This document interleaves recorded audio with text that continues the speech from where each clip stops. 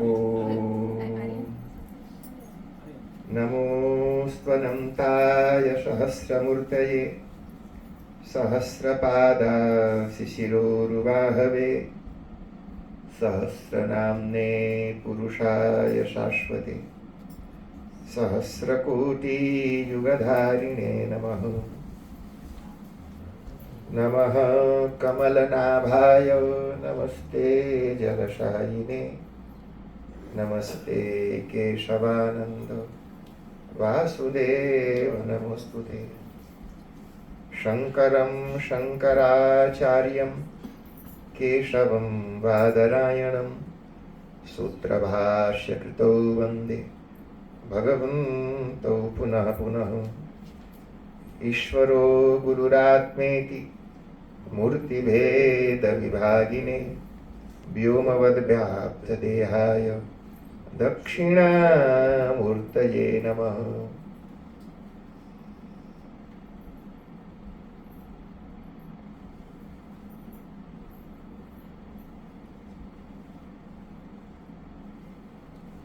जय बोलो सत्य सनातन धर्म की जय। ओंकारेश्वर महादेव की जय। बुद्धभावन भगवान श्री काशी विश्वनाथ की जय। सियावर रामचंद्र भगवान की जय। कृष्ण कन्हैया लाल की जय। पवन सुत हनुमान की जय। ओम नमः पार्वती पते हर हर हर महादेव।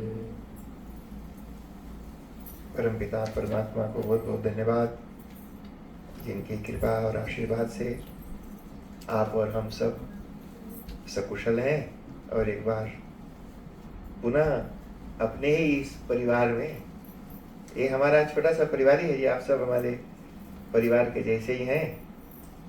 परिवार देखो मान्यता ही है, माना हुआ होता है। जैसे एक आदमी कहीं और पैदा हुआ, एक औरत कहीं और पैदा हुई, मैया पप्पा ने दोनों को गठबंधन कर दिया और लड़का को बोला कि मान ले कि ये तुम्हारी बीवी है, और लड़की को बोला मान ले तेरा हस्बैंड है, और वो मान लेते हैं और फिर पूरी जिंदगी भर माना हुआ है ना जी। वो हस्बैंड वाइफ की तरह एज ए हस्बैंड वाइफ पैदा थोड़ी ना हुए। उसी तरह से कोई बच्चा पैदा हुआ और बड़ा हुआ तो उसके दिमाग में एक मान्यता बैठाई जाती है कि ये तुम्हारा पिता है, ये तुम्हारी माँ है, ये तुम्हारा मामा है, ये तुम्हारी मामी है।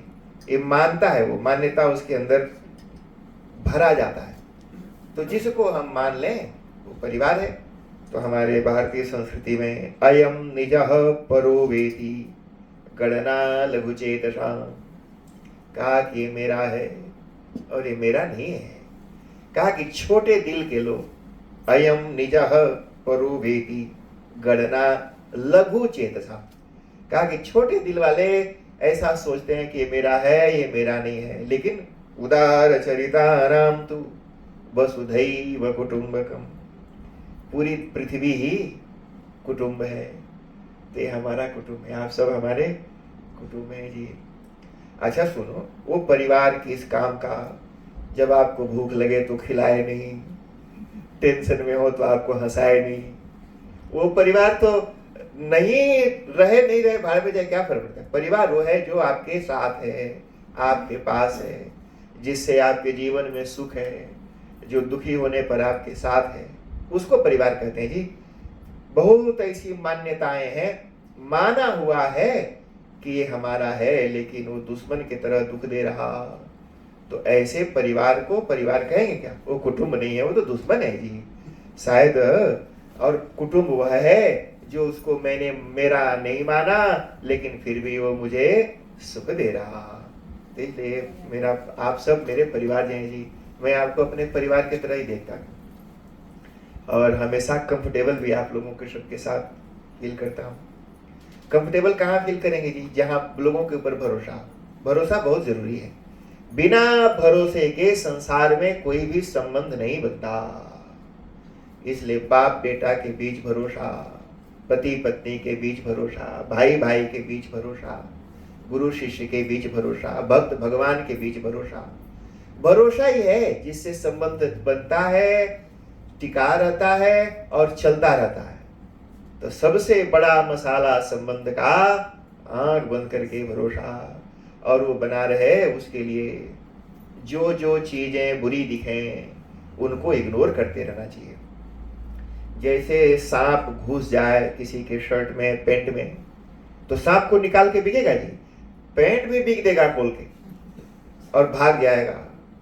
मानो सांप काट ले तो शायद इंजेक्शन वगैरह लगा के ठिका भी जाएगा, लेकिन एक बार भरोसा खत्म हो गया, एक बार किसी के खिलाफ मन में कुछ गलत भर गया, कोई इंजेक्शन लगाने से वो ठीक नहीं होने वाला। इसलिए हमेशा हमेशा सद्भाव बना के रखना चाहिए जी अपने लोगों से। तो परमात्मा को धन्यवाद, और हमारे परिवार के लोग हैं आप सब, तो लेकिन फिर भी आप सभी का धन्यवाद। और हमारे जो होस्ट हैं इनका भी, और इनके दोनों पुत्रों का भी और पुत्री का भी। तो इन्हीं का चॉइस है जी। इन्होंने कहा कि दामोदराष्टकम के बारे में कुछ बात करेंगे। तो दामोदराष्टकम क्या है, धीरे धीरे उसके बारे में हम लोग चर्चा करेंगे। तो इनके दोनों बच्चे और बच्ची को भी स्वागत, और इनकी बहनी भी है जी यहाँ, और इनकी माता जी भी हैं। तो माता जी भी देखो वहाँ बैठ के मुस्कुरा रही हैं। आप सबका स्वागत। भगवान जिस कामना से आपने ये कार्यक्रम रखा, भगवान आपकी कामना पूर्ण करें, आप सभी स्वस्थ और प्रसन्न रहें। तो दामोदराष्टकम हमारे यहाँ संस्कृत में अष्टक होता है, ऐसा स्तोत्र जिसमें 8 पद्य हो, 8 श्लोक हो, उनको अष्टक कहा जाता है। तो ये दामोदराष्टकम में दामोदर भगवान की स्तुति है, और उसमें 8 श्लोक है। तो दामोदर कौन है जी? तो ये औपाधिक है, नाम है। जैसे किसी किसी का नाम उसका है नहीं, लेकिन उसके काम धाम, जैसे मान लो एक कुक है, कुक बोला एक कुक आ गया, कुक आ गया। कुक उसका नाम थोड़ी है जी, नाम तो उसका कुछ और है, लेकिन क्योंकि वो कुकिंग का काम करता है तो इसलिए उसको देख के लोग बोलते हैं कुक आ गया, कुक आ गया। ये आर्किटेक्ट आ गया, देखो उसका नाम नहीं है, लेकिन क्योंकि वो काम ऐसा करता है इसलिए उसको देख के बोलते हैं कि ये देखो आर्किटेक्ट आ गया। ये ड्राइवर आया है, देखो ऐसे लोगों को देख, ड्राइवर आ गया देखो।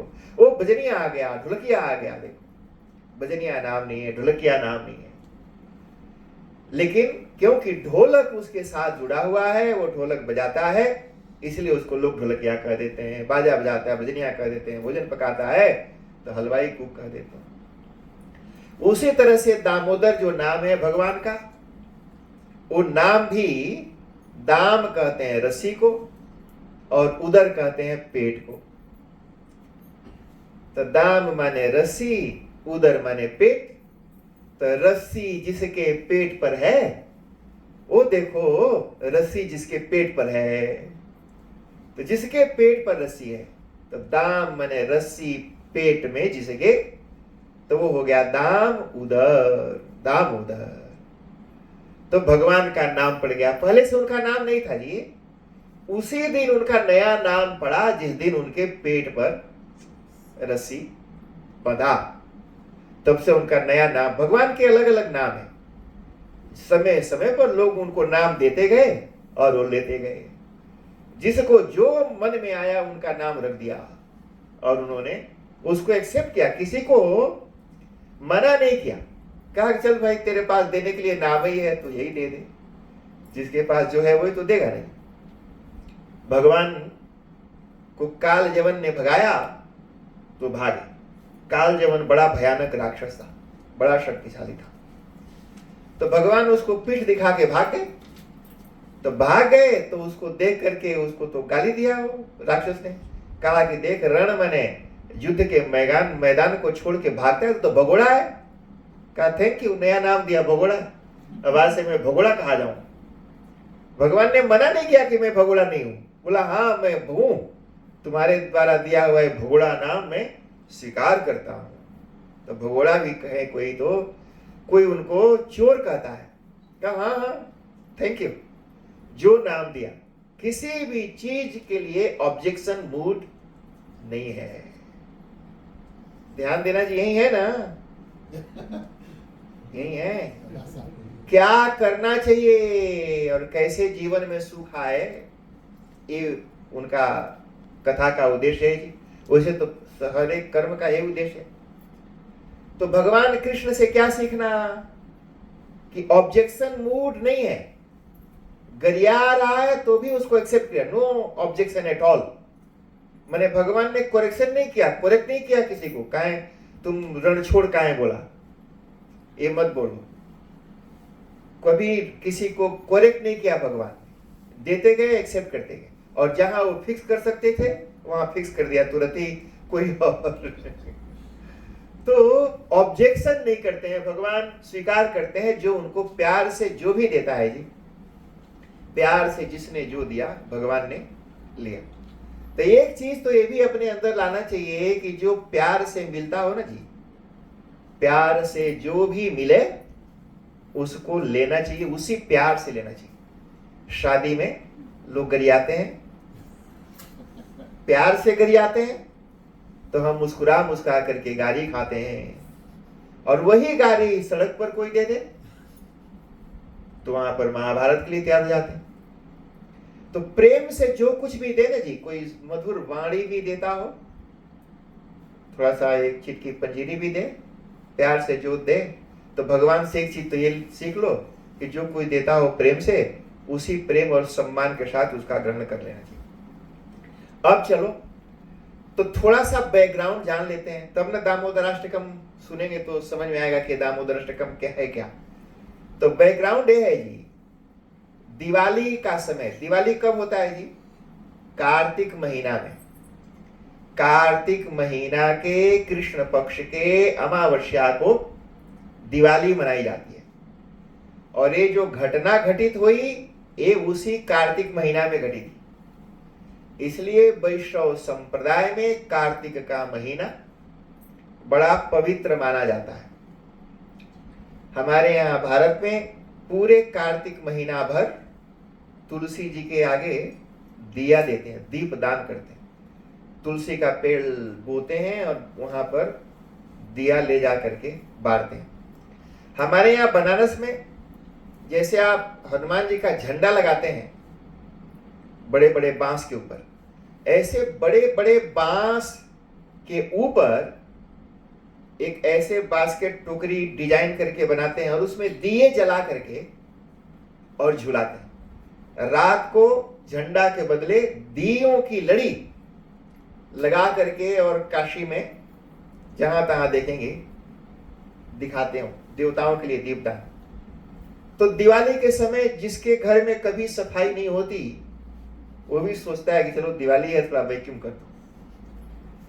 तो दिवाली के समय कभी सफाई नहीं करने वाले लोग भी अपने घर को साफ सफा करना चाहते हैं। यशोदा जी ने भी सोचा कि हम घर के साफ सफाई करें। वैसे वो मालकिन है, माने एक तरह से वो राजा है वहां की। तो राजा महाराजाओं के घर में नौकर चाकर होते हैं, एक एक आदमी के ऊपर 4-4, 5-5 काम करने वाले। हम तो न्यूजीलैंड में किसी के घर नौकर नहीं गए, लेकिन कुछ ऐसे लोग हैं जी जिनके घर खाना बनाने वाली आती है, बर्तन धोने वाली आती है। वो इंडिया वाले ऐसे कुछ लोग यहाँ भी हैं। तो वहां पर देखता था कि एक बूढ़ा खाने वाला और 8 लोग हैं उसको खिलाने और देखने वाले। पता चला कि 2 ड्राइवर हैं, गाड़ी कहीं जाते नहीं, दिन भर सुबह उठते हैं, नहा धोआ के यूनिफॉर्म पहन के गाड़ी के पास खड़े रहते हैं बस, और शाम को फिर यूनिफॉर्म खोल के सूत जाते हैं। और इसके लिए उनको सैलरी मिलती है। बूढ़ा कहाँ जाएगा घर में पढ़ा के लिए। और पकाने वाले किचन में 3-4 हैं, और वो ऐसा आदमी जो कुछ खाता था तो हजम नहीं होता था उसको, वो रोस्टेड चना को घोल के पीता था। हम वहां रहते थे ग्रीन पार्क, दिल्ली में एक जगह है ग्रीन पार्क, वहां कुछ ग्रीन है नहीं नाम है उसका ग्रीन पार्क खाली। तो कुछ दिन तक हम भी उनके घर में रहे थे, तो मैं खूब कस के खाता था, बूढ़े बैठ के खाली सत्तू पीते थे। तो नौकर रहते, जसोदा जी के घर में भी ढेर सारे नौकर चाकर थे। तो दिवाली के समय ये घटना घटित हुई। एक दिन जसोदा जी ने सोचा कि रोज गोकुल की महिलाएं आकर के शिकायत करती हैं कि हमारा तुम्हारा लल्ला हमारे घर में मटकी फोड़ा, हमारे घर में माखन चुराया, हमारा घर में आया। उनको लगा कि शायद घर में काम करने वाले जो नौकर चाकर हैं अच्छा से स्वादिष्ट मक्खन नहीं निकालते, इसलिए ये दूसरों के घर में जाके मक्खन चुराता। अरे घर में अच्छा मिले तो बाहर कहाँ जाए? तो लगता है घर में खाना अच्छा नहीं मिलता, घर का मक्खन इसको अच्छा नहीं लगता, इसलिए दूसरों के घर में ये जाता। अब भगवान तो सबके घर में जाते थे, क्यों कहे ना सबके घर में भोग लगाना जरूरी है, इसीलिए तो आए। सबने, गोपियों ने कितनी तपस्या की, ऋषियों ने, महात्माओं ने। खाली जसोदा जी के घर में खाएंगे तो बाकी लोगों के घर में भोग कैसे लगाएंगे? तो सबके घर भोग लगाने जाते हैं, और जाते हैं चोरी करके माखन खाते हैं, और जब घर वाला उसको दौड़ाता है तो बाहर छाती तान के खड़े हो जाते हैं। अब बोलते हैं, अरे तूने हमारे घर में मटकी फोड़ा? बोला हाँ फोड़ा। तुमने माखन चुराया? बोला हाँ चुराया। जो करना है करो। ऐसे ये चोरी और ऊपर से सीना जोरी, चोरी भी करते हैं और छाती तान के खड़े होके बोलते भी कि हाँ हमने किया। और जब गोपियां जाके जसोदा जी से शिकायत करती हैं तो सीधे मुकर जाते हैं, मां के सामने मुकर जाते हैं, लेकिन गोपियों के सामने बोलते हैं हाँ किया। यही हाल जब वो मिट्टी खाए तो सभी ने जाकर के जसोदा जी को बोला कि मिट्टी खाया। जसोदा जी ने पूछा क्यों रे मिट्टी खाई? तो बोला नहीं खाया। और उधर ग्वाल बाल करें क्यों तू नहीं खाई? तो बोला नहीं खाई। नहीं खाई, इधर बोला नहीं खाई, इधर बोला नहीं खाई। तो जो देखने वाले थे उनको बोला कि खाए और इनको बोला कि नहीं खाए। लोगों ने कहा भाई भगवान होके झूठ बोलते हैं। कई लोग हैं ना जी, इस संसार बड़ा अच्छा है, खुद चाहे जितना झूठ बोले भर भर के। हम संसार के लोग खुद चाहे जितना झूठ बोले भर भर पेट, लेकिन कोई और बोले तो बोले आपको नहीं बोलना चाहिए। हम भले ही झूठ बोलते रहे लेकिन आपको नहीं बोलना चाहिए। तो भगवान को झूठ बोला तो महात्माओं ने कहा कि नहीं, भगवान ने झूठ नहीं बोला। कहा कि ये कैसे? वो तो मिट्टी खाए थे और बोल दिया कि नहीं खाए थे। इधर बोले कि खाए, उधर बोला कि नहीं खाए। बोले देखो जी, अलग अलग अवस्था में अलग अलग सच होता है, मतलब दोनों सत्य है। क्यों? तो कहा कि अगर लौकिक दृष्टि से देखो तो कृष्ण अलग, मिट्टी अलग, उन्होंने मिट्टी खाई। लेकिन अगर पारमार्थिक दृष्टि से देखो तो संसार में कृष्ण के अलावा कुछ और नहीं है। उसी परमात्मा से ही ये पंच महाभूत बना, तो सारा ब्रह्मांड तो कृष्ण के अंदर ही है। उन्होंने मुंह खोल के दिखा भी दिया कि पूरी पृथ्वी मेरे पेट में है। तो जिसके पेट में पृथ्वी पहले से ही है, फिर वो कहां से अलग से खाएगा? खाएगा तो तब जब कोई चीज उससे अलग हो, उससे भिन्न हो। कृष्ण से भिन्न पृथ्वी है नहीं, पृथ्वी तो उनको पेट में ही है। तो इस दृष्टि से उन्होंने मिट्टी नहीं खाई। लेकिन अगर लौकिक दृष्टि से मानो तो खाई। तो जसोदा जी ने सोचा कि लोगों के घर में जा करके माखन खाता है, लगता है हमारे घर का माखन इसको अच्छा नहीं लगता, और जो काम करने वाले लोग हैं ठीक से माखन बनाते नहीं। तो आज मैं मेरे हाथों से माखन बनाऊंगी, मैं मेरे हाथ से स्वादिष्ट माखन बनाकर और कृष्ण को खिलाऊंगी, और फिर देखती हूं कि कैसे दूसरों के घर में जाता है। तो उन्होंने सभी काम करने वाले नौकर चाकर को छुट्टी दे दी। बोला क्या तुम सबकी छुट्टी, तुम जाओ, दिवाली आने वाली है, अपन अपन घर की सफाई करो। और ये जी कथा श्रीमद् भागवत के 10वें स्कंद के 9वें अध्याय में आता है। अब जो पहला श्लोक है एकदा गृहदासीषु यशोदानंद गेहिनी करमांतरनियुक्तासु निर्ममंथ स्वयं दधी। भागवतकार ने कहा कि स्वयं यशोदा जी ने स्वयं दधी का मंथन किया। कहा कि भाई स्वयं क्यों किया, स्वयं बोलने की क्या जरूरत है, दही तो खुद ही मतेंगे ना जी। कहा कि नहीं नहीं, वो महारानी थी, वो रोज स्वयं दही नहीं मथती थी, उनके पास काम करने वाले नौकर चाकर होते थे, नौकर चाकर रोज मलते थे। लेकिन केवल आज ही उन्होंने स्वयं निर्ममंथ स्वयं दधी, खुद उसका मंथन किया। कर्मांतर नियुक्ताशु, सभी नौकर चाकर जो थे छुट्टी पर दे दिया या किसी और काम में लगा दिया। कहा तुम लोग बाहर जाओ, झाड़ू पोछा करो, मक्खन मैं निकालूंगी आज। अच्छा जी, अब यानी यानी ह गीतानि तद्बाल चरितानि च दधी निर्ममंथने काले स्मरन्ति तान्यगायतो। अब जब दही मथने गई, उस सीन को भी पहले देख लो। प्राचीन काल में देखो, यहाँ एक मटका रखा हुआ है ऐसे छोटा छोटा, क्योंकि हम भी छोटे छोटे होते हैं। तो प्राचीन काल में जब दही मथते थे तो मटका बहुत बड़ा बड़ा होता था, ढेर, माने उसमें 20, 25, 50, 100 लीटर्स तक दही चला जाए, इतना बड़ा बड़ा होता था। क्योंकि 500, 700 गायों का दूध और मक्खन मथने में। और उसकी जो मथानी होती थी, आजकल की मथानी इतनी बड़ी होती है, ऐसे करके करते हैं, तो वो वाली मथानी नहीं, वो जो मथानी होती थी इतनी मोटी, और रस्सी बांध करके रस्सी से उसको ऑपरेट करते थे। इसलिए पुराने जमाने में किसी भी माता जी को डायबिटीज नहीं होता था, वो किसी को डायबिटिक नहीं है, हाई ब्लड प्रेशर नहीं है, मोटापा की शिकायत भी नहीं होता था, कोई बीमारी होती नहीं थी जी। क्योंकि वो जो ये लोग घर घर घर, कभी आपने धान से स्किन अलग करके चावल निकाल के फ्रिज में पकाया?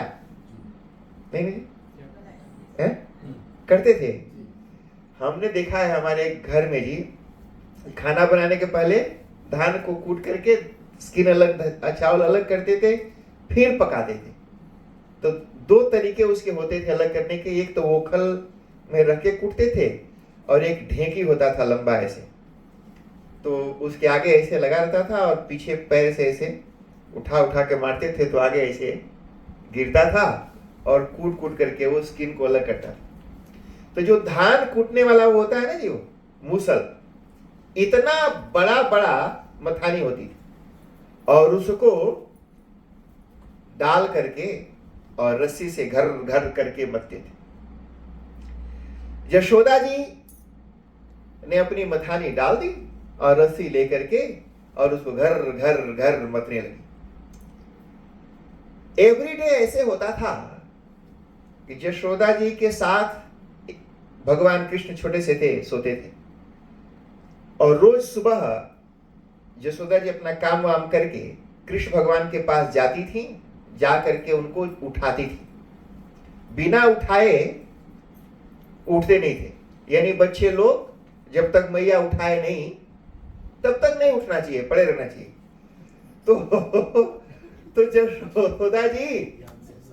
यशोदा जी उठाए तो फिर वो उठते थे जी। हमारे आज भी मंदिरों में पुजारी लोग भगवान को जगाते हैं जी, ओ तिष्ठ कमला कांत, उठो उठो, प्रातः संध्या प्रवर्तते पश्य संध्या। मैंने देखिए देखिए, भगवान राम को भी जगाते थे, दशरथ जी को भी वहां लोग जगाते थे जी, गीत गा गा करके। तो अब देखो, एवरीडे माँ जाके जगाती है, उठाती है। आज माँ किसी और काम में बिजी है। अब किस काम में बिजी है वो बड़ा महत्वपूर्ण है। जो काम माँ कर रही है वो काम उन्हीं के लिए कर रही है, यानी भगवान के लिए कर्म कर रही है। भक्त को भगवान के पास जाना पड़ता है, चिल्लाना पड़ता है, स्तुति गाना पड़ता है, बुलाना पड़ता है, फिर भगवान आते हैं। पर यहां पर भगवान अपने से खटिया से उठ करके माता जी के पास आते हैं। तो क्यों भगवान अपने से? कहां भगवान स्वयं अपने से जाते हैं और कहां भगवान को बुलाना पड़ता है, और कई बार बुलाने पर भी नहीं आते। दुर्योधन के घर पर नहीं गए। जब महाभारत का युद्ध पक्का हो गया तो शांति दूत बन करके भगवान कृष्ण हस्तिनापुर में गए थे। दुर्योधन ने एक अलग से महल बनवाया कृष्ण भगवान को ठहरने की। राजा है, राजा की तरह उनको रखा, बढ़िया से खाना पीना पकवान बनाया, और कृष्ण भगवान को कहा, निवेदन किया कि आपके लिए मैंने सुंदर महल का निर्माण कराया है, वहां आप ही रहेंगे ठाट से। खाना पीना के दिव्य भोग बनवाए। भगवान कृष्ण ने कहा कि देखो, अगर कोई प्यार से खिलाए तो खाना चाहिए, या फिर प्राण संकट में पड़ा हो तो बिना मन के भी खिलाए तो खा लेना चाहिए। हफ्ता भर से भूखा है तो भूखा आदमी जान बचाने के लिए बिना मन के भी कोई खिलाए, और बहुत पवित्र भोजन ना भी हो तो भी प्राण रक्षा अपवित्र भोजन से ज्यादा महत्वपूर्ण है। माने अपवित्र भोजन से भी प्राण रक्षा कर लेना चाहिए। बाद में प्रायश्चित करेंगे, लेकिन प्राण बचाना ज्यादा जरूरी है। भगवान ने कहा, देखो मेरा प्राण संकट में नहीं है, तो प्राण संकट में नहीं है इसलिए भी मैं तुम्हारे साथ खाली नहीं जाऊंगा। और रही बात प्यार की, तो कितना प्यार है तुम्हारे अंदर हो तो मैं जानता ही। कहा कि मूड नहीं है खाने का। कहां गए जी? विदुर जी के पास गए। बिना इनविटेशन के चले गए, बुलाना नहीं पड़ा, बिना बुलाए गए विदुर जी के पास। कोई न्योता नहीं था, और जिसके घर में गए घर वाला घर में था नहीं। विदुर जी बहुत बिजी थे, रहते थे जी, वो नहीं थे, और खा पी के अपना घर से निकल गए थे। और जो विदुर की विदुरानी थी, पत्नी उनकी, वो भी खा पी चुकी थी। जब ये पहुंचे तो सब खाना पीना चल। अब पुराने जमाने में सब स्टॉक करके थोड़े ना फ्रिज में रखते थे, क्या आएंगे तो गर्म करके दे दे। ऐसा महात्मा लोग सुनाते हैं कि कुछ था नहीं, तो विदुर जी की पत्नी संकोच में पड़ गई, क्या खिलाएं? भगवान समझ गए, ते केला खा गए थे, छिलका पड़ा था वहां रखा हुआ है। केला खा के छिलका पड़ा था। भगवान ने कहा, देखो असली चीज तो भेज दिया, सारा फाइबर तो छिलका पे रहता है। छिलका भी भगवान प्यार से खाते हैं, जूठी बैर भी खाते हैं जी। भगवान ने नहीं बोला कि जूठा क्यों खिला रहे हो, प्यार से खिला। भगवान संध्या वंदन करते हैं, किसी का जूठा नहीं खाते जी, किसी का जूठा नहीं खाते। लेकिन क्योंकि भक्ति रस में सना हुआ, प्रेम से खिलाया, तो जूठा अपवित्र भोजन करने में भी भगवान को परहेज नहीं। अच्छा, अब यहां पर जसोदा जी काम कर रही है भगवान के लिए। दधि निर्मंथने काले स्मरंती तान्य गायतो। जब वो दही मथ रही है तो सिर्फ दही नहीं मथ रही, वो भगवान की भक्ति कर रही है। और कैसे कर रही है जी? ये देखिए, 3 तरह से हम कर्म करते हैं। शरीर से कर सकते हैं, मन से कर सकते हैं, और वाणी से कर सकते हैं। और तीनों तरह के कर्म का फल है, मिलता है। कायिक, वाचिक और मानसिक, इसे कहते हैं मनसा वाचा कर्मणा, अलग अलग ढंग से। तो भगवान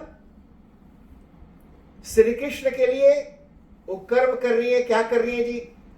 तो शरीर से दही मथ रही है, मतलब शरीर उनका भगवान के लिए कर्म कर रहा है, अपने लिए खाने के लिए नहीं मत रहे।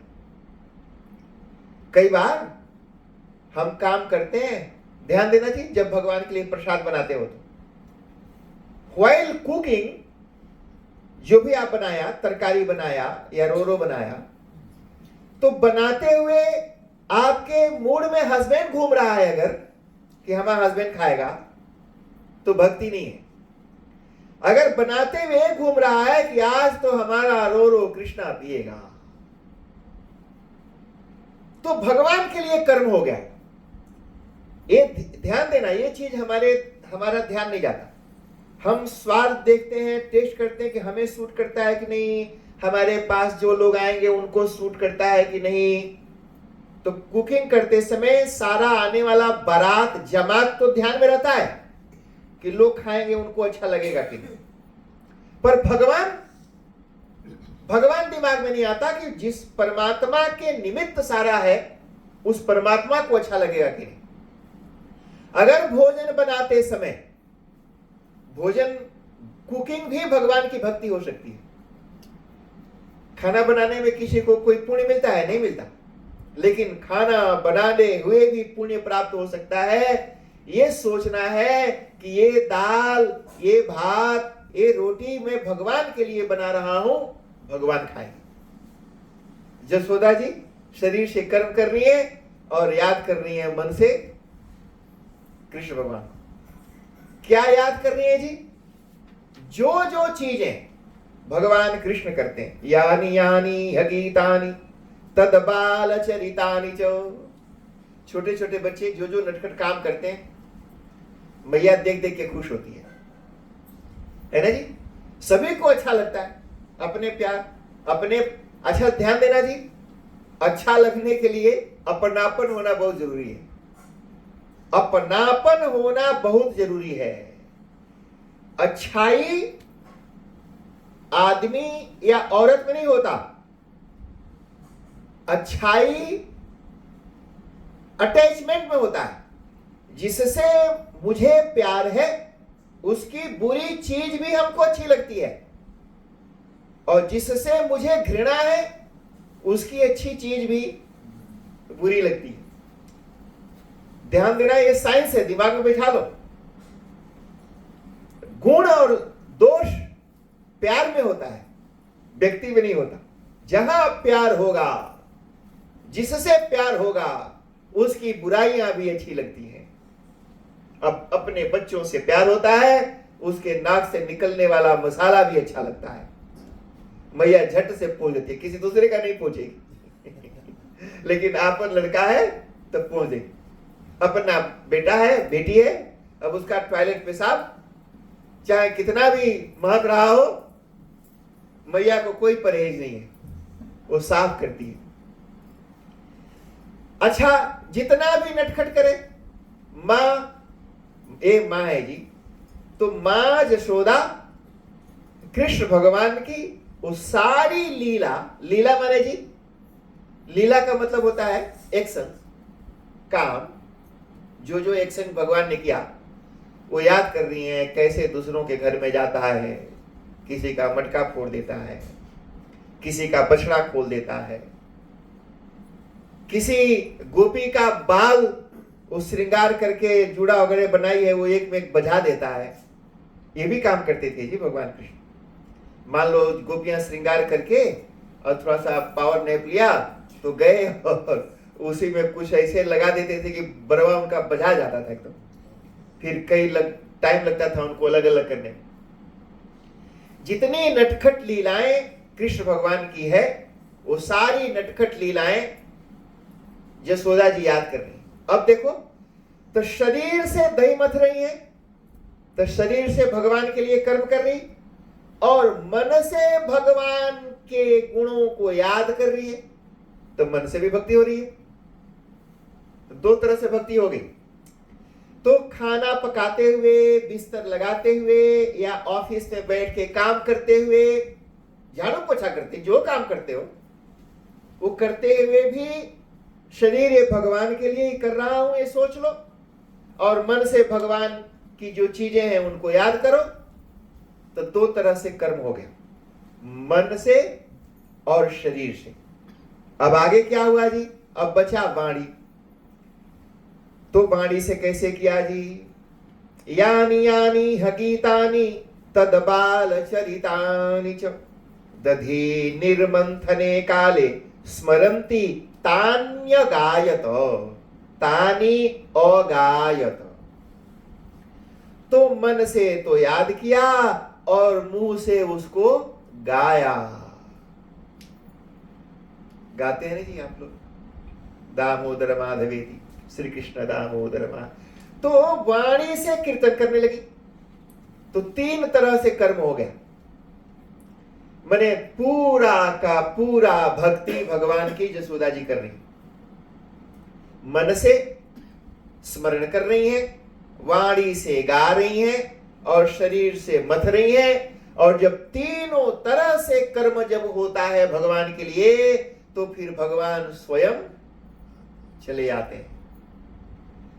एवरी डे माता जी जाकर के उठाती और जगाती थी।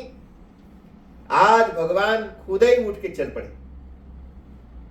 कहा कि मेरा भक्त मुझसे प्यार करने वाला कहीं और मेहनत कर रहा है, और जिसके लिए मेहनत कर रहा है मैं यहां पड़ा हुआ हूं। भगवान बहुत छोटे थे जी, खटिया थोड़ा ऊंचा था। अब भगवान का हाइट खटिया से उतरने के लायक नहीं था। कई बार छोटे बच्चे हैं तो नहीं उतर सकते, तो पहले उतरे ऐसे घुसक घुसक के गोल निया देखा तो खटिया से नीचे बहुत डिस्टेंस है, कहीं गिरे और मुंह के भरे गिर गए तो मुंह फूट जाएगा। तो उन्होंने अपना शरीर को घुमाया और पेट के बल खटिया पर लेट के और धीरे धीरे धीरे धीरे अपना खटिया को ऐसे कचकचाए के पकड़े पकड़े पकड़े पकड़े गोड़ सटाया नीचे जमीन पर और फिर खटिया छोड़े। आप इमेजिन करिए, छोटे स्मॉल बेबी जो होते हैं ना ऐसे ही करते हैं, ऐसे घुमा के, और जब उनका पोजीशन बढ़िया से हो जाए फिर वो खटिया छोड़ते हैं। तो भगवान भी ऐसे घुमा के नीचे जब पैर धराया गया, फिर वहां से धीरे धीरे जी गिरते पड़ते ठीक से अपने पैर पर वो अभी चलने बोलने मैंने शुरू कर दिया है, लेकिन उतने कॉन्फिडेंट नहीं है। तो वहां पर आ गए जी, यानी दधिर निर्मंथते काले, दधि निर्मंथने काले स्मरंती तान्यगायतो। अब भगवान श्री कृष्ण आए, लेकिन जसोदा जी को पता नहीं, उनको नहीं मालूम कि कृष्ण आ गए। जसोदा जी जब मथ रही हैं, तो पता नहीं आप लोगों ने कभी सुना है कि नहीं, जब घर घर मथते हैं ना जी, तो उसकी एक आवाज निकलती है। और उनके दोनों हाथों में सोने के कंगन जब ऐसे मथ रही हैं, तो जो मथाने की आवाज है जैसे मानो कि कोई ढोलक बजा रहा हो या मृदंग बजा रहा हो। और जब ऐसे घर घर, तो दोनों हाथों में जो कंगन है करताल के तरह, मानो बिल्कुल म्यूजिक बज रहा है, कीर्तन चल रहा है।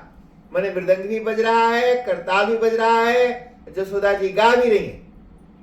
अच्छा, एवरी डे तो मथती नहीं है, ओकेजनल आज मथने पड़ी है, तो पूरा पसीना टप टप, पूरा पसीना पसीना हो गई है। इतनी मेहनत की है, बड़ी मेहनत लगती है जी। तो पूरा पसीना से लथपथ हो गई है जी। आगे क्या हुआ, यानी यानी गीतानि क्षौमं वासः पृथुकटितटे बिभ्रति सूत्रनद्धं पुत्र स्नेह श्रुतकुचयुगं जातकंपं च सुभ्रुः रज्वा करस श्रम भुज चलत कंकड़ौ कुंडले च स्विन्नं वक्त्रं कबर विगलन मालती निर्ममंथ।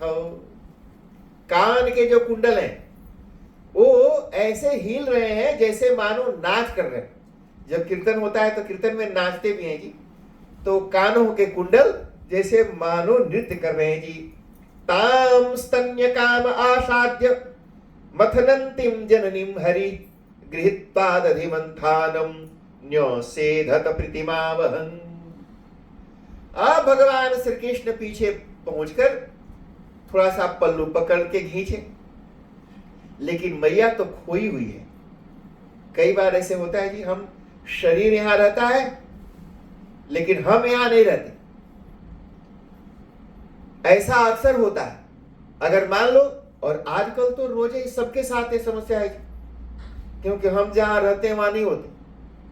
अगर कोई हो तो उसको, कई बार लोग जाते हैं सामने उसको राम राम किया और सामने वाला आदमी कुछ उनके तरफ रिएक्शन नहीं किया, तो लोगों को लगता है कि बड़ा घमंडी है, ईगोइस्ट है। देखो हमने इसको राम राम किया, मुस्कुराया, ये हमारे बगल तक वो नहीं करा। ऐसा नहीं सोचो, ऐसा सोचो कि वहां है ही नहीं है वो। कोई कभी कभी अच्छा भी सोच लेना चाहिए। कहे किसी के बारे में कड़वाहट भर लिया अपने दिमाग में कि वो हमको देख के मुस्कुराया नहीं, हेलो नहीं किया। ऐसा सोचो कि वो उस समय वहां रहा ही नहीं, वो घूम रहा था कहीं सुआ में या नांडी में था या नहीं, हो सकता।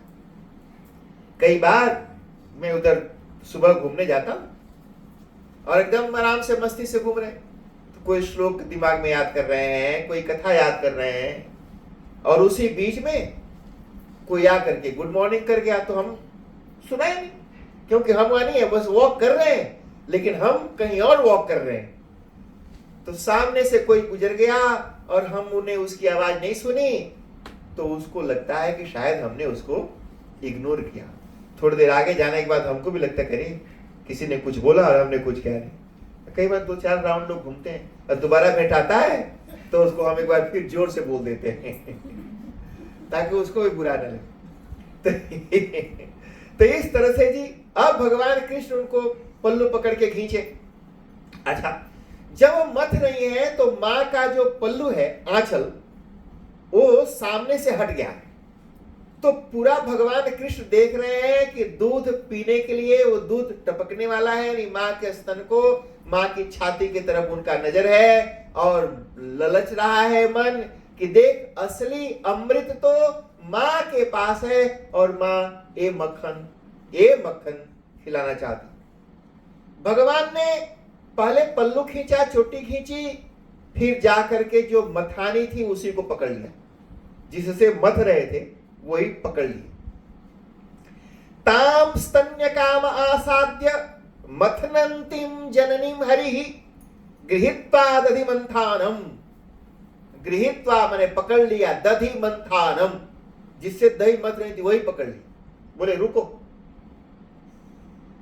मानो भगवान ने कहा, ध्यान देना जी, मानो भगवान कह रहे हैं मां ये जो मक्खन तू निकाल रही है, तेरे को क्या लगता है मेरे पास मक्खन नहीं है? ये इतना सा घड़ा में मक्खन, अरे कोटि कोटि ब्रह्मांड का मालिक हूं और एक एक ब्रह्मांड में एक एक क्षीर सागर है। अगर उस क्षीर सागर को मथो तो कितना मक्खन निकलेगा। तू मुझे दरिद्र समझी है? अरे तेरा ये मक्खन खाने के लिए यहां पर आया हूं। ऐसे ऐसे मक्खन और दही के समुद्र का मालिक हूं मैं, क्षीर सागर का मालिक हूं मैं। ये बाहर के मक्खन में मेरा कोई इंटरेस्ट नहीं है। मैं तो भक्त के हृदय का जो रस बाहर आ रहा है, मैं वो झरझर बह रहे मां के हृदय का वो जो रस है, जो अमृत है, उसको पान करने के लिए यहां पर आया हूं। ये बाहर दिखने वाले दूध और दही और मक्खन का तो हमारे पास समुद्र बहता है, सागर है। शीर्ष रोक दिया जी, मंथर पकड़ के रोक दिया। ताम स्तन्य काम आसाद्य मथनंतिम जननीम हरि, रोक दिया मां बस कर। एक दही में मेरा कोई इंटरेस्ट नहीं, इस मक्खन में, बाहर की वस्तु में भगवान का क्या इंटरेस्ट? एक बात विचार करो, ऐसी कौन सी चीज है जो बाहर दिखती है आपके पास है, उसके मालिक आप हो, भगवान को दोगे? अरे जो भी दिखता है बाहर हो तो सब उसी परमात्मा की, उसी प्रभु की, वही उसके मालिक है। हम मालिक उसके नहीं है। जिसको मैं आज मेरा मेरा कहता हूं, मेरे पैदा होने के पहले कोई और उसको मेरा मेरा कहता था, और आज नहीं तो कल छोड़ के चल दूंगा तो कोई और मेरा मेरा कहेगा।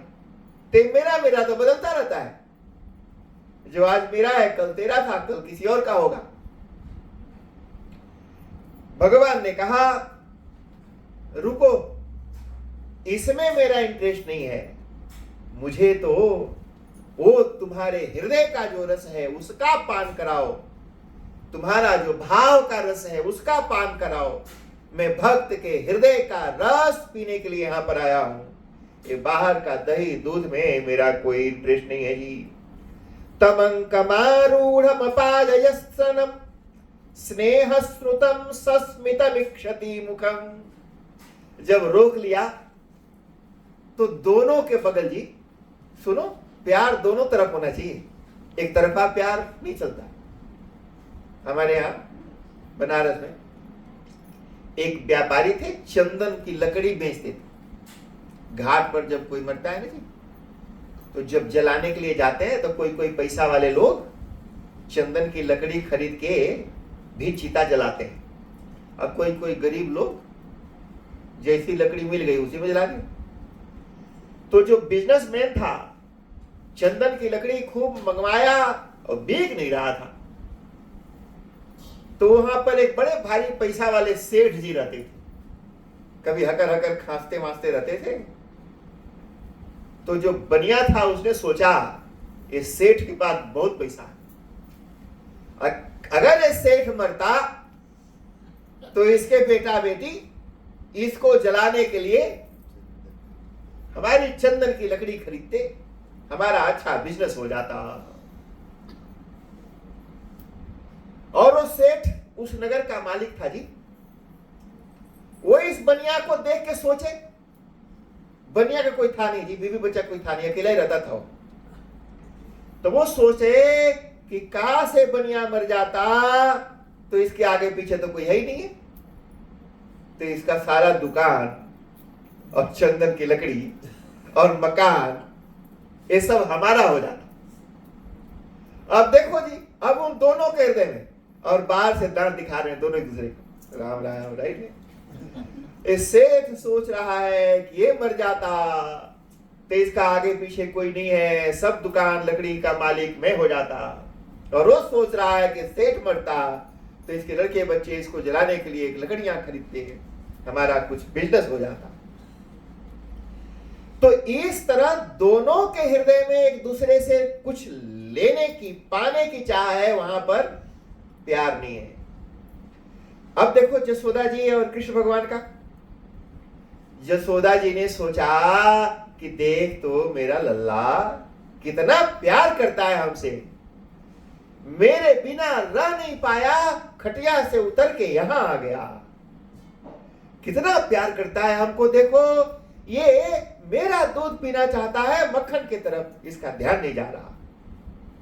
और कृष्ण भगवान सोच रहे हैं कि देखो मेरी मैया कितनी अच्छी है, मुझसे कितना प्यार करती है कि अभी ये मक्खन निकलने वाला था लेकिन उसको भी छोड़ दिया, मुझे दूध पिलाने लगी। तो दोनों के दिल में एक दूसरे के लिए प्यार, और इसके लिए अच्छा सोचना बहुत जरूरी है जी। जब तक आप अपने अगल बगल में रहने वालों के बारे में अच्छा सोचोगे नहीं, सुंदर सोचोगे नहीं, स्वीट थॉट नहीं आएगा ना जी, तब तक आपके हृदय में स्वीट मिठास या स्वीट मूड या स्वीट फीलिंग्स कभी नहीं आ ही नहीं सकता। इसलिए बाहर कुछ दिखता भी हो तो भी अंदर कड़वाहट नहीं, अच्छा सोचना। जसोदा जी कृष्ण भगवान के बारे में सोच रही है, कितना प्यार करता है, मेरे लिए आ गया। और कृष्ण भगवान सोचते हैं कितनी प्यार करती है मैया, मेरे लिए अपना इतना इंपॉर्टेंट काम रोक दी। तमंकमारूढ़मपाययत्स्तनम। अच्छा सुनो, भगवान पीने के लिए आए, चोटी पकड़ा, साड़ी पकड़ा, मखानी पकड़ ली, पी भी सकते थे, लेकिन मां ने उठाया भगवान को। एक चीज आपने विचार किया जी, जिस परमात्मा के रोम रोम में एक एक ब्रह्मांड है, कोटि को रोम रोम में ब्रह्मांड जिसके हैं, उसको मां उठा के गोद में ले लेती है। क्या भगवान की माया है जी। वो परमात्मा गोदी में फिट होने के लायक अपने आप को बना लेता है। अब जरा सोचो, कोटि कोटि ब्रह्मांड जिसके रोम में, वो कितना गढ़ू होगा जी, उसको कोई उठा सकता है? यहाँ भैया झट से उठा के गोदी में बैठा लेते हैं। भगवान हल्लुक हो जाते हैं जी भक्त के लिए। अच्छा, एक बड़ी अच्छी बात भगवान ने यहां पर कही है, इसको बस समझ लो। तमंकमारूढ़मपाययत्स्तनम, बात ये बताई कि न्यसेधत प्रीतिमा वहन, भगवान कृष्ण इस संसार में लीला करने के लिए आए हैं, लीला अवतार है उनका। अब एक चीज इसको गुरुजी लोग, महात्मा लोग बताते हैं जी, इसको ऐसे समझो, भगवान सर्वशक्तिमान है। भगवान से बड़ा कौन है जी? कोई नहीं है। कौन है जो भगवान को नचा सकता है? लेकिन भगवान को लोग नचाते हैं, वो नाचते हैं। अच्छा, तो कोई तो है जो भगवान से भी बड़ा है, जो भगवान को भी नचा रहा है। जसोदा जी डंडा लेके दौड़ा रही है, पकड़ के रगड़ के रस्सी से बांध दे रही है। तो कौन सी चीज है जो भगवान को नचा रही है? सारे संसार को नचाने वाला वो परमात्मा, उस परमात्मा को नचाने वाला कौन, किसकी औकात है? तो यहां पर बताया जी, ये चौथा श्लोक है, ताम स्तन्य कामासाद्य मथनंतीम जननीम हरिहि। हरि का मतलब जानते हैं? हरि भगवान का नाम है, पर हरि सिर्फ नाम नहीं है जी, नाम का भी कुछ मतलब होता है। जैसे आशुतोष, आशु माने जल्दी, तुष्यति, आशु तुष्यति इति आशुतोष, जो इमीडिएटली हैप्पी हो जाता। तो इमीडिएटली हैप्पी हो जाए, उसी तरह से हरि का भी मतलब है हरति इति हरि, जो हर लेता है, छीन लेता है जी। क्या छीनता है? दिल चोर है, दिल चोर, लोगों का दिल चुराते हैं, अपने भक्तों का दिल हरण कर लेते हैं, क्योंकि सारा दुख तो दिले में होता है। और जब दिले ले गया उठा के, माने दुख जहां रहता वो वही ले गया, वो तिजोरी ले गए दुख वाला, और ले जाओ इसमें से फिर जो जो कूड़ा करकट है निकाल के अच्छा माल भर के वापिस कर दूं। अच्छा चलो, हरि ही, वैसे हरि के बहुत अर्थ हैं, लेकिन हरि माने हरण करने वाला, जो हर ले क्या आपके दुख, सुख और चैन को भी हरने वाले वही है। अच्छा चलो, भगवान ने, वेद व्यास जी ने यहां पर आखिरी शब्द में यह बात बताई कि जो भगवान है, प्रीति माने प्रेम के वाहन बनकर के आए हैं। ध्यान से सुनेंगे तो समझ में आ जाएगा। जैसे मैं एक गाड़ी चलाता हूं, तो गाड़ी मेरा वाहन है, वहति इति वाहनम, जो ढोता है। तो गाड़ी जहां ले जाएगी मैं वहां नहीं जाऊंगा, मैं जहां ले जाऊंगा गाड़ी वहां जाएगी। मान लो ड्राइवर जाना चाहे नॉर्थ सो और गाड़ी बोले नहीं हम तो मनरेवा चलेगा, तो गाड़ी जहां जाएगी वहां ड्राइवर नहीं जाएगा ना जी। ड्राइवर जहां ले जाएगा गाड़ी वहां जाएगी। माने कार ड्राइवर के इच्छा से चलती है, यानी जो वाहक है, वाहक के अनुसार वाहन चलता है, यानी वाहन हमेशा अपने मालिक के हिसाब से चलता है। तो भगवान वाहन है और उनका जो मालिक है वो है प्रेम, प्रीतिमा वहन। तो प्यार भगवान को ड्राइव करता है, भगवान इज ड्रिवन बाय लव। तो भगवान को ड्राइव करने वाला प्यार, जहां जहां प्यार उनको ले जाता है, नचाता है तो नाचते हैं, भगाता है तो भागते हैं, रुलाता है तो रोते हैं, हंसाता है तो हंसते हैं, खिलाता है तो खाते हैं, सुलाता है तो सोते हैं। तो परमात्मा से भी बड़ा प्रेम माने भक्ति, प्रेम माने जी प्रीति माने प्यार माने भक्ति, यानी भक्ति भगवान से भी बड़ी है। और भक्ति ही भगवान को रुलाती, नचाती, हंसाती है। और वो भक्ति की साक्षात मूर्ति जसोदा जी अब वहां पर प्यार के वशीभूत होकर के यशोदा जी के पास आकर के खड़े हो जाते हैं। तमंकमारूढ़म पाययत्सनम स्नेह स्नुतम सस्मितमिक्षति मुखम।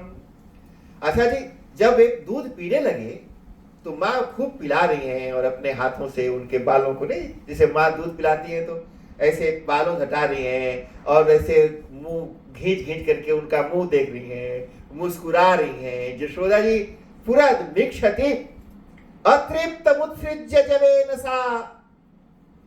तभी जी उसी समय ये दृश्य चल रहा, अब भगवान पिए जा रहे हैं, दूध पिए जा रहे हैं एकदम गटर गटर गटर। अब मैया सोचे कि देखो ये इतना दूध पी रहा है, कहीं पेट न खराब हो जाए। कई बार छोट छोट बच्चे ना जी, एक बार वो पीना शुरू करते तो पीते रहते हैं, तो कई बार मैया जबरदस्ती मुंह में उंगली डाल के छुड़ा देती है, तो जोर से चिल्ला के रोते हैं छोटे छोटे बच्चे। कहा कि रोक क्यों दिया? लेकिन कितना पिएगा, कितना पेट में जाएगा, हिसाब किताब मैया को ही रखना पड़ता है। मैया को लगता है कि हाँ बस हो गया, छुड़ाने का टाइम हो गया, बहुत पिएगा तो फिर डायरिया हो जाएगी, इसलिए ज्यादा दूध हजम नहीं होता। अब ये पी रहे हैं।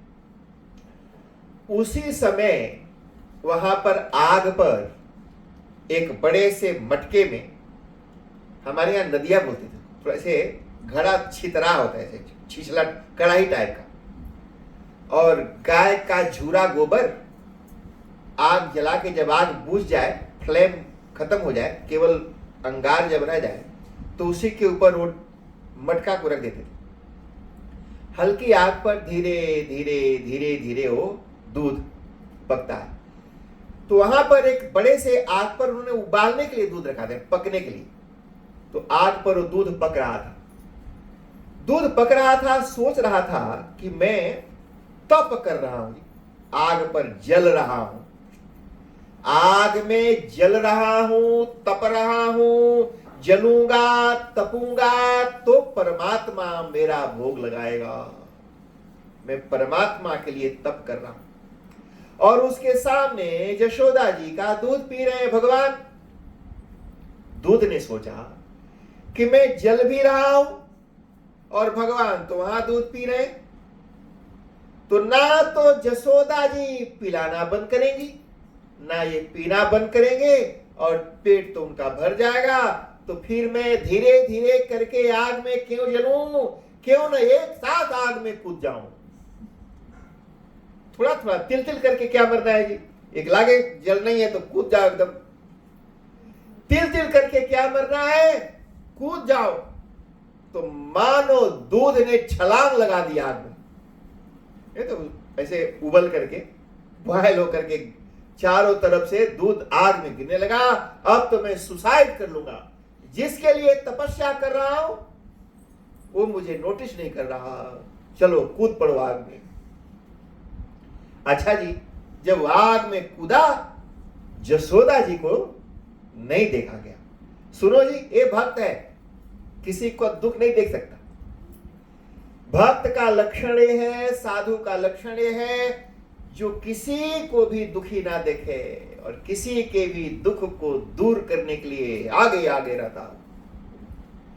यशोदा जी ने एक झटके में कृष्णा के मुंह से दूध को छुड़ाया और ये जी भद्र से जमीन पर रखा और जा करके वो दूध को उतार दिया आग पर। नहीं, क्योंकि अब वहां तो गैस तो था नहीं कि ऑफ कर देंगे इसे, वो तो जल रहा था, तो उतारना पड़ा, उसको उतार के रख दिया।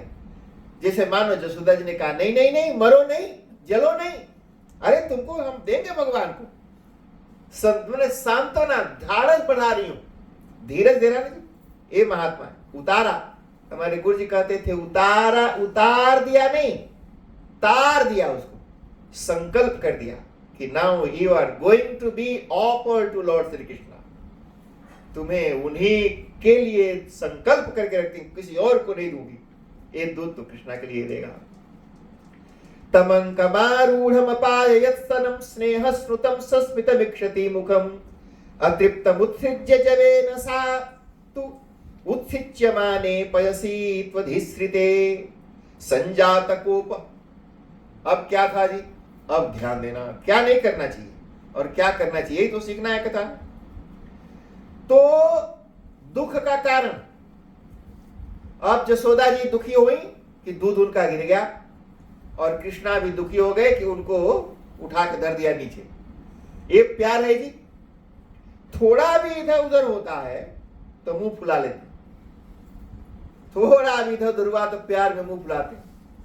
ये बेटा है, अरे भर पेट तो पिला ही दिया, और कितना पिएगा, अब यहां थोड़ी देर बैठो। लेकिन नहीं, ऐसा कैसे कैसे हो, कैसे मुझे उतार के धर दी। देख तो मेरी मैया को, मुझसे ज्यादा प्यार है उसको दूध और दही से, और हमारा तो कोई वैल्यू ही नहीं है। देखो जब देखो वहां, अब वो तो अच्छा हो कि शुक्र करो कि उस समय मोबाइल नहीं था। नहीं तो मैया तो बिजी रहती है मोबाइल में, लड़का कू करता रहता है यहाँ पीछे। आजकल ऐसे होता था जी, आजकल ऐसे बहुत होता। तो भगवान संजात कोपः स्फुरितारुणाधरम संदश्य, कहा कि भगवान के जो होठ है ना जी, जब छोटे छोटे बच्चे जब गुस्सा करते हैं तो कैसे उनका होठ फड़फड़ाता है, होठ फड़फड़ाता है, और ऐसे होठ फड़फड़ाते हुए संजात कोपः स्फुरितारुणाधरम भीत्वा मृषासुर, भगवान को आया गुस्सा। अच्छा देखो जी, इंपॉर्टेंट बात तो बताया नहीं। इंपॉर्टेंट बात यह है, भगवान मां का दूध पीना चाहते हैं, मतलब भगवान है डिजायर, सिंपल। और माता जी अपने हाथ से मक्खन निकाल के खिलाना चाहते हैं, तो माता जी है डिजायर। माने बेटा का एक डिजायर है और मां का एक डिजायर है। मां चाहती है मैं जो मक्खन निकालूं ये खाए, और बेटा चाहता है कि नहीं मैया मुझे अपना दूध पिलाए। तो दो डिजायर हो गया ना जी। अब दोनों डिजायर हो गया तो दुख शुरू हो गया। इसका मतलब दुख का कारण हमारा डिजायर है, हमारी कामना। मां ने बोला ऐसा कर, और बेटा ने कुछ वैसे कर दिया तो मैया मुंह बना लेगी, ऐसे कर दिया तुम, अरे एक्सेप्ट इट। वैसे कर दिया तो क्या फर्क पड़ गया भाई, कहीं भूकंप आ गया, सुनामी आ गई, बम फूट गया, दुनिया नहीं रहेगी, या तुम नहीं रहेगा। अगर ऐसे नहीं वैसे हो गया तो क्या हो गया, कौन सा भारी अनर्थ हो गया, विचार तो करो।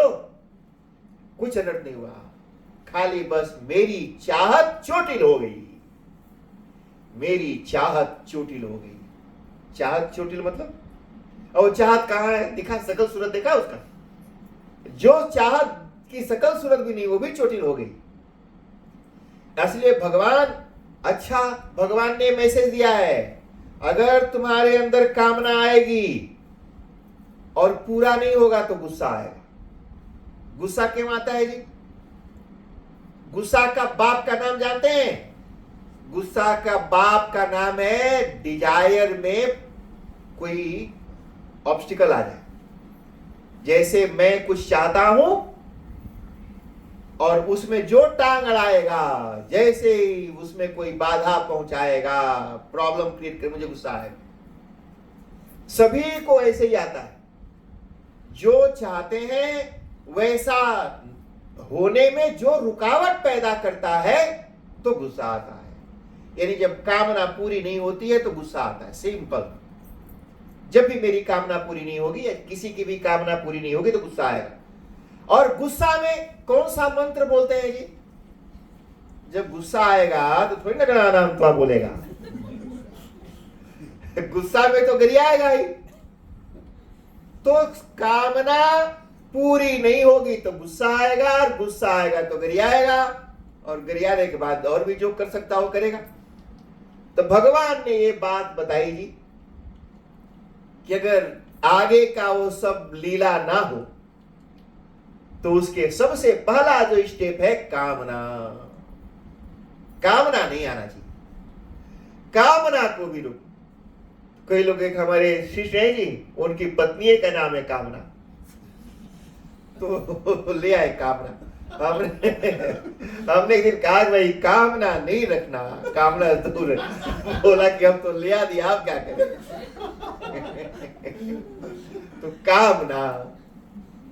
कामना जहां रहेगी दुख ही रहेगा। जब वहां सुनाता हूं तो बड़े जोर से हंसते हैं, बिल्कुल सही बात बोलता है, काम राजा। मैंने कहा घर वाली कामना नहीं जी, वो कामना जो हमारे मन में रहता है। अब भगवान देख रहे हैं कि माँ तो उधर दूध उतार के रख दी और फिर किसी और काम में चल गई। भगवान को आया बड़ा जोर का गुस्सा और उन्होंने गुस्सा में जो मथानी से मथ रहे थे ना जी, वही मोटा वाला मूसल के रकम वही पकड़ लिया। जिस मथानी से दही मथ रहे थे, अब उसी मथानी से भगवान मटका मथने लगे। सारे जो मटके थे मार मार करके जी, ए लोग भम भम भम, एक एक मटका को गुस्सा आया तो गुस्सा में ये लोग करते हैं। कई बार बच्चे भी गिलास गिलास तोड़ते हैं, कई हंडी पटक देंगे, बर्तन फोड़ देंगे, आज भी ऐसे करते हैं, खाली मोबाइल नहीं फोड़ते। तो वो ले करके जी वो पूरा जो मथानी मार मार करके जी सारा फोड़ फाड़ दिया। पुराने पुराने जमाने के जी, अजिया सास के जमाने के जो घड़ा होता है ना जी, बार बार उसमें दही दूध मक्खन, दही दूध मक्खन, तो धीरे धीरे उसको सोख करता है। पूरा दही दूध घी पी पी करके वो मजबूत हो गया रहता है। और बड़ा उसमें जो दही और दूध बनाते हैं उसका एक अलग स्वाद होता है। जो नया नया ले आएंगे तो उसमें वो नहीं है। और बड़ा कीमती कीमती सब फोड़ फाड़ दिया, जो उनके सास के जमाने का बड़ा कीमती जी, एक एक मार मार करके फोड़ा और फिर जा करके कई दिन का जूठा बासी माखन खाने लगे। बासी माखन जैसे मानो एक गुस्सा में जी, कई बार बच्चे गुस्साते हैं ना जी, तो मैया ताजा ताजा जो बनाई रहेगी वो नहीं खाएगा। 3 दिन का जो रखा हुआ आलू वो जाकर के गुस्सा में खाएगा कि देख हम नहीं खाएगा तुम्हारा जो बनाया हुआ खाना। तो ऐसे मानो भगवान ने बता रहे हो कि देख तूने जो ताजा ताजा मक्खन रखा है अब मेरा कोई इंटरेस्ट नहीं है, अब मैं तो 5 दिन का जो बासी माखन है वही खाऊंगी। तो जा करके यशोदा जी तो पहले कृष्ण के पास गई कि देखो ये माखन बासी है मत खाओ, और भगवान ने कहा कि जाओ जाओ मैं यही खाऊंगा और यही खिलाऊंगा। और उस माखन को लेकर के आकर के फिर बानर और जो कौआ जो उनके मोर वगैरह दोस्त थे उनको खिलाने लगे। और तब तक यशोदा जी देख रही हैं कि चारों तरफ घर में तो ये नदी बह रही है दूध की, दही की, मक्खन की, और वो समझ गई कि ये काम किस देवता ने किया है। और उसके बाद क्या होता है जी, एक छड़ी उठाई और फिर धीरे धीरे दबे पांव, उनको पता है कि जोर से जाओगे तो कूद के भाग जाएगा, तो धीरे धीरे कैसे जाती हैं और फिर कैसे दामोदर बनते हैं। और फिर वो दामोदराष्टकम की चर्चा कल करेंगे। जय बोलो कृष्ण कन्हैया लाल की। आप सब खड़े हो जाइए और भगवान की आरती करेंगे।